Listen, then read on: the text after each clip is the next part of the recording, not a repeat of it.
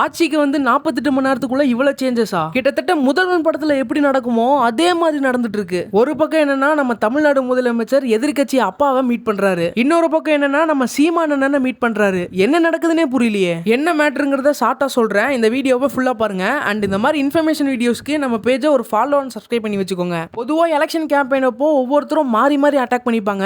நீங்க இதை பண்ணணும், அதை மாத்தணும், இதை மாத்தணும்னு அட்டாக் பண்ணிப்பாங்க. ரீசெண்டா நடந்த 2026 கேம்பெயின்லயே நீங்களே பார்த்திருப்பீங்க. இப்போ அதே சேம் லீடர்ஸ் தான் ஒவ்வொருத்தரும் மாத்தி மாத்தி கை கொடுத்துக்கிறது, கட்டி பிடிச்சிக்கிறது, ஒரே வீட்டில் உட்காந்து பேசுறது, இந்த மாதிரி நிறைய விஷயம் பண்றாங்க. இதெல்லாம் பார்க்கும்போது தான் தெரியுது நம்ம தமிழ்நாட்டில் ஹெல்த்தியான அரசியல்லாம் ஓடுதுன்னு. இன்னொரு பக்கம் என்னன்னா நம்ம தமிழ்நாடு முதலமைச்சர் ஆட்சிக்கு வந்து 48 மணி நேரத்துக்குள்ள ஒயின் ஷாப்பை மூடிட்டாரு, போதைப் பொருட்கள்லாம் ஒரே குழியில போட்டு எரிச்சிட்டாரு. இந்த மாதிரி நிறைய நல்ல விஷயம்லாம் பண்ணிட்டே வந்துட்டு இருக்காரு. இது இதோட நிக்காம நம்ம விஜயனா இதே மாதிரி நல்ல விஷயங்கள்லாம் பண்ணிட்டே இருந்தாங்கன்னா தமிழ்நாடு சீக்கிரம் டெவலப் ஆகணும்னு நான் நினைக்கிறேன். நீங்க என்ன நினைக்கிறீங்க அப்படிங்கறத மறக்காம கமெண்ட்ஸ்ல வந்து சொல்லிட்டு போங்க.